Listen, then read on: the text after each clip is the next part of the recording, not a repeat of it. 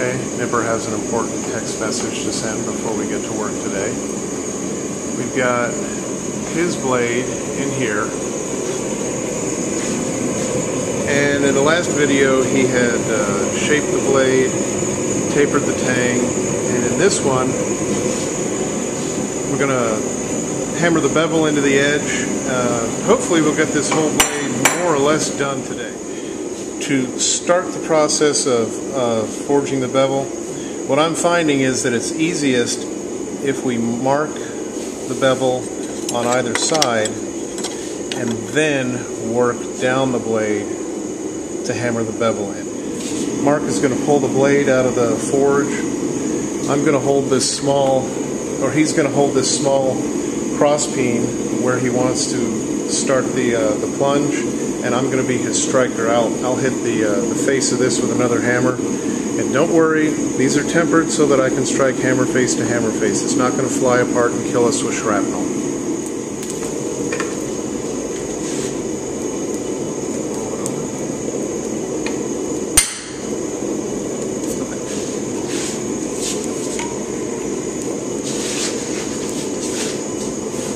Put that end down. Okay, that's good. Let's take it back to the fire. Now that we have the plunge established right here, the next step is to start hammering a bevel along the edge.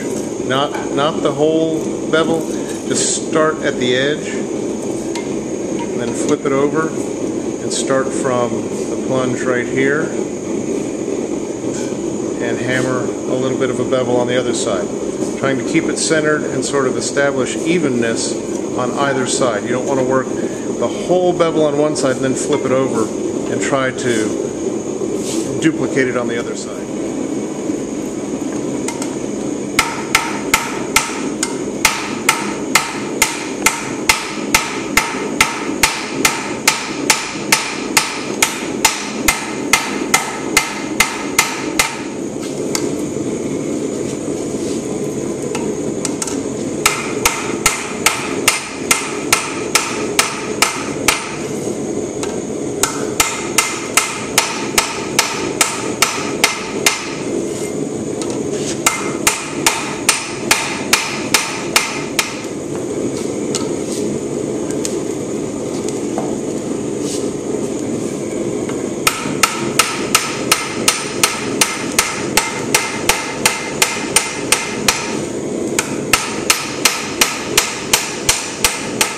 Now, as forging the bevel goes along, what you're going to see is Mark is going to put the blade on the anvil and rock it up onto the bevel that's already established on this side. He'll rock it up and then continue to strike the face.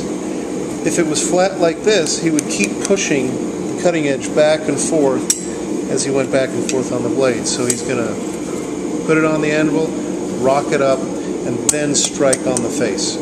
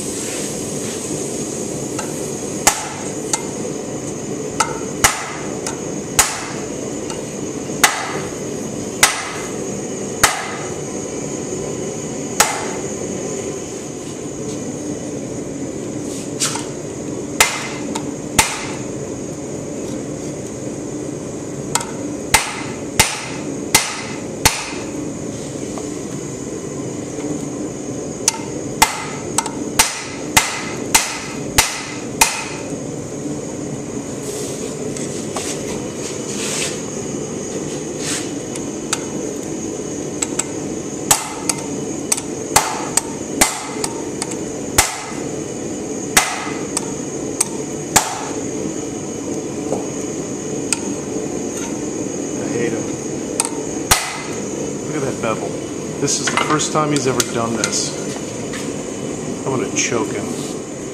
Now there's a little bit of a banana to this blade, so with the next heat, you can see how it kind of curves up.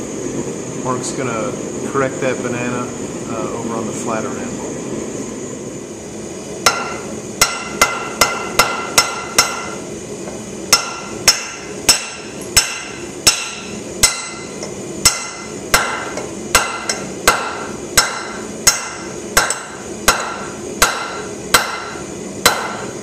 You're gonna have to go for another heat. Okay.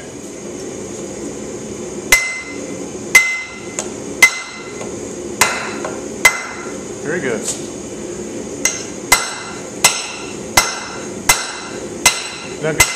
Now get your little hammer, straighten it.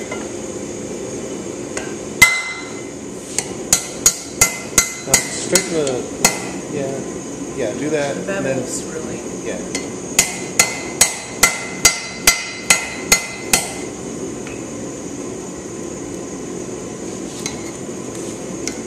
First thing I would do is make sure it's straight all the way from the tip to tip, down the center of the spine.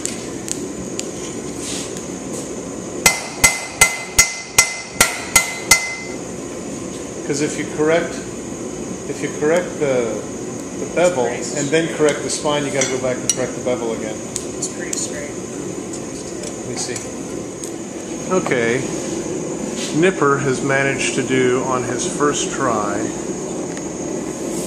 something that takes most of us a long frickin' time to do. He has put a good bevel on both sides of this blade. He's got it straight from tang to tip down the spine. He's got that distal taper center. We've also got, this camera sucks, but we've also got the cutting edge centered along there as well. Now we're going to go through a normalizing cycle, or 2 or 3. We've been forging with it really hot, and that's good to make the metal supple and movable, but we need to turn down the forge. What normalizing does, we bring the temperature down in the forge so it's not quite so screaming hot. Get the blade just above non-magnetic, and then we're going to let it air cool. We're going to put it in this fire brick. Just stand it tip up in this hole and let it air cool. Then we'll come back and do the same thing another 2 or 3 times.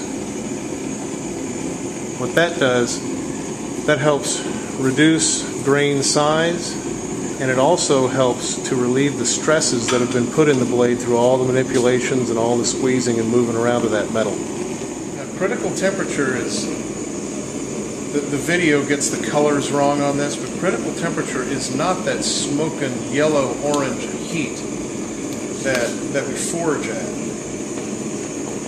Critical temperature is actually a much lower temperature. And now, I'm going to take this, put it in here, just let it sit there. Well, probably 45 minutes, it'll just let it cool down on its own. Then we'll start the forge back up. Start the forge back up and do it one more, maybe 1 or 2 more times. After that, the next stage is going to be some finish work on the blade, draw filing, a little grinding to get the profile just right. But that'll be the next video. Thanks for watching.